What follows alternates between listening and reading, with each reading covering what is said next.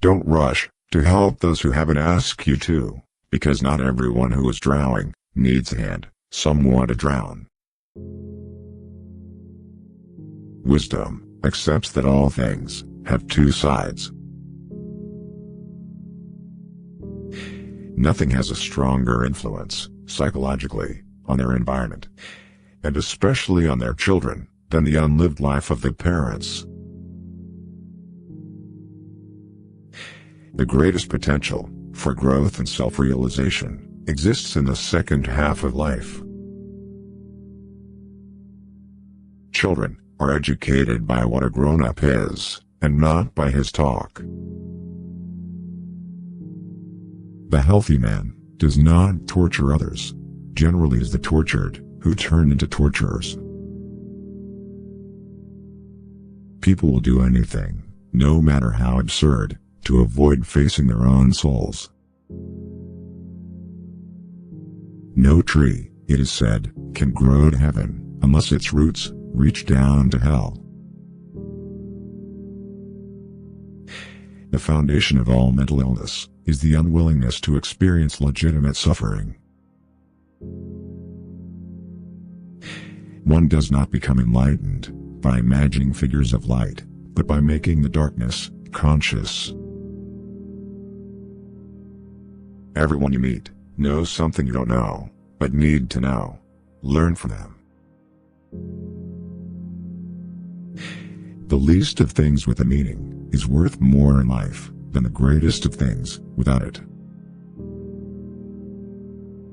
A dream that is not understood remains a mere occurrence. Understood, it becomes a living experience. The difference between a good life and a bad life is how well you walk through the fire. 12 experts gathered in one room equal one big idiot. There is no coming to consciousness without pain. If a man knows more than others, he becomes lonely.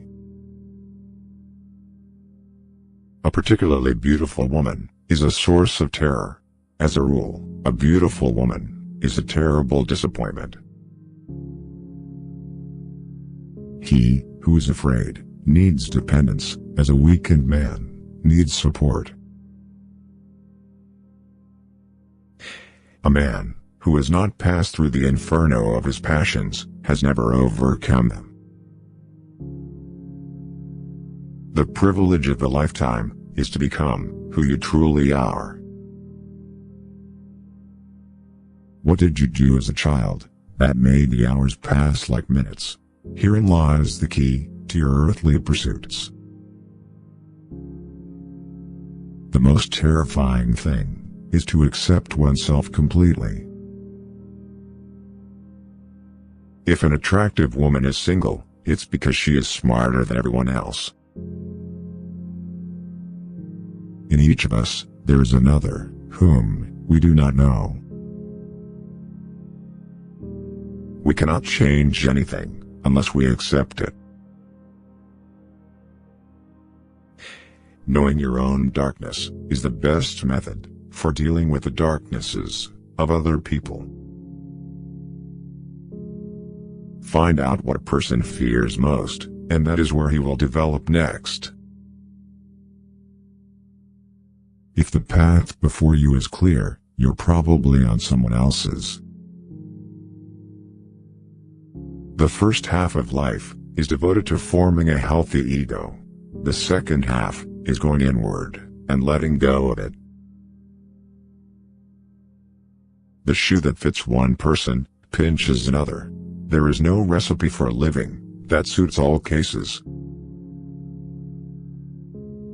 If you are a gifted person, it doesn't mean you can give something away. Don't hold on to someone who's leaving, otherwise you won't meet the one who's coming. The meeting of two personalities is like the contact of two chemical substances. If there is any reaction, both are transformed. Often, the hands will solve a mystery that the intellect has struggled with in vain. Shrinking away from death is something unhealthy and abnormal, which robs the second half of life of its purpose. It all depends on how we look at things, and not how they are in themselves. Shame is a soul-eating emotion. Talking is often a torment for me, and I need many days of silence to recover from the futility of words. Everything that irritates us about others can lead us to a better understanding of ourselves. Who looks outside, dreams. Who looks inside, awakes. The debt we owe to the play of imagination is incalculable. Knowledge rests not upon truth alone, but upon error also.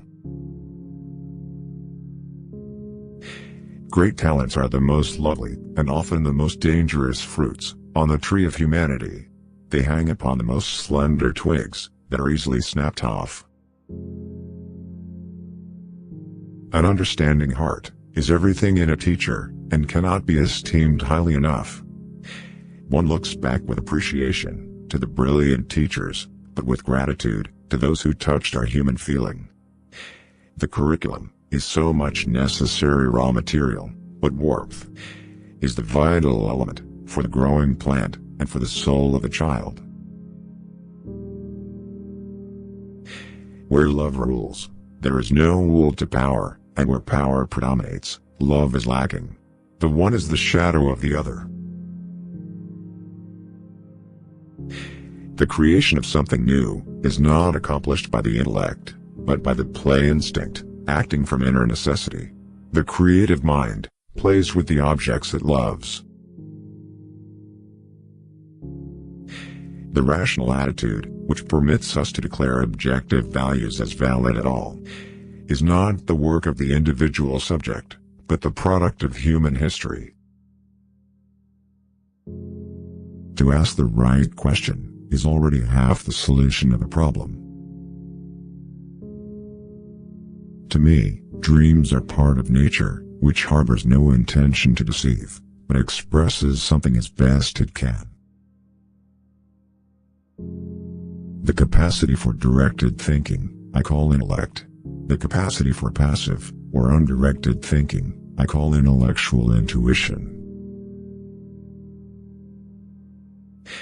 Sometimes, indeed, there is such a discrepancy between the genius and his human qualities, that one has to ask oneself whether a little less talent might not have been better.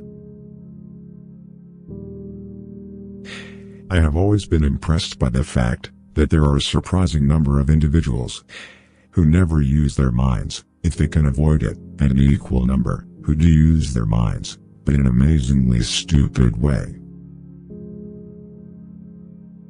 Creative powers can just as easily turn out to be destructive.